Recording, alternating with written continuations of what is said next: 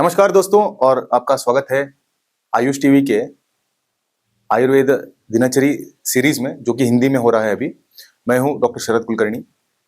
तो पिछले एपिसोड में हमने देखा, या पिछले वीडियो में हमने देखा कि जिह्वा निर्लेपन और दंत धावन यानी टूथ ब्रश कैसे करना है, क्यों करना है, और टंग क्लीनिंग या टंग स्क्रैपिंग कैसे करना है। तो इस वीडियो में आज मैं आपको बताने वाला हूं कि आयुर्वेद में जो योग रत्नाकर टेक्स्ट बुक है उसके हिसाब से कुल्ला कैसे करना चाहिए। कुल्ला यानी गार्गलिंग बोल सकते हैं हम, जो कि हम यूजुअली खाने के बाद करते हैं या ब्रश के बाद करते हैं, है ना। मुंह में पानी लेके हमें गार्गलिंग करना है, कुल्ला जो बोलते हैं हम उसको।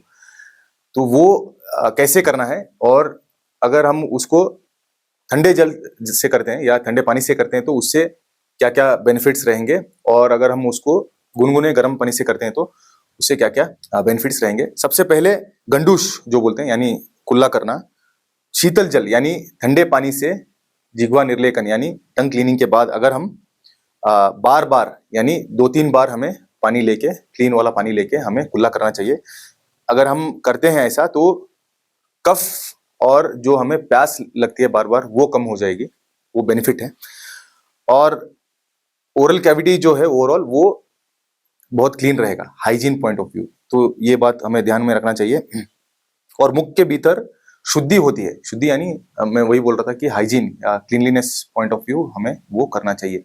तो ये है अगर हम ठंडे पानी से कर रहे हैं। और भी बेनिफिट्स हैं। अगर हम ठंडे पानी से कुल्ला कर रहे हैं तो उसमें रक्त पित्त का नाश होता है, यानी बहुत लोगों को नाक से ब्लीडिंग होते रहता है, या उनको कान से ब्लीडिंग होते रहता है, या गम से ब्लीडिंग होते रहता है, या टीथ से भी, टीथ के जो अंदर की पार्ट है वहां से ब्लीडिंग हो सकता है। तो वो सारी चीजें धीरे धीरे कम हो जाएंगी अगर वो ठंडे जल से, यानी ठंडे मतलब जो रूम टेम्परेचर वाला जल रहता है उससे अगर वो कुल्ला कर रहे हैं तो ये एक इंपॉर्टेंट चीज है।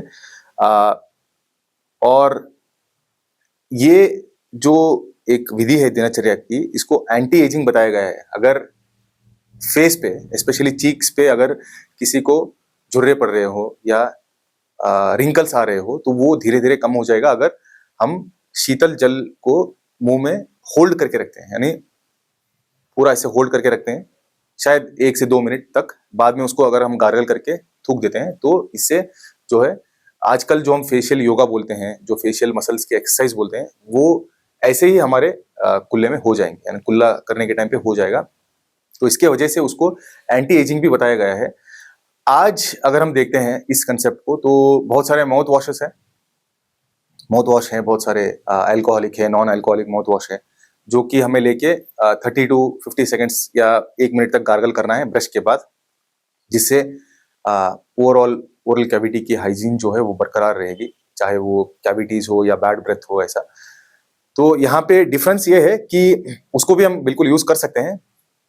मे बी सुबह में जब हम ब्रश करते हैं तो उसके बाद जो माउथ वॉश आते हैं जो अवेलेबल है मार्केट में, वो हम यूज कर सकते हैं। और हर एक खाने के बाद, चाहे वो ब्रेकफास्ट हो या लंच हो या डिनर हो या बीच में भी कुछ खाया आपने, तो हर खाने के बाद अगर हम कुल्ला करते हैं तो इससे दांतों की मजबूती जो है वो बढ़ जाती है और वो अच्छी रहेगी, बरकरार रहेगी। और ओवरऑल ओरल कैविटी का जो हेल्थ है, हाइजीन है, वो भी अच्छा रहेगा, ऐसा आयुर्वेद में बताया गया है। और उस चीज के लिए हम डेफिनेटली जो रूम टेम्परेचर वाला पानी है उसको ही हम यूज कर सकते हैं। बस ध्यान में यही रखना है कि हमें कुल्ला करने के बाद वो पानी जो है उसको थूक देना है, यानी फेंक देना है। तो ये जो बेनिफिट था मैंने बताया आपको कि ठंडे जल से या रूम टेम्परेचर वाले जल से अगर हम कुल्ला कर रहे हैं तो इससे क्या क्या फायदे हो सकते हैं।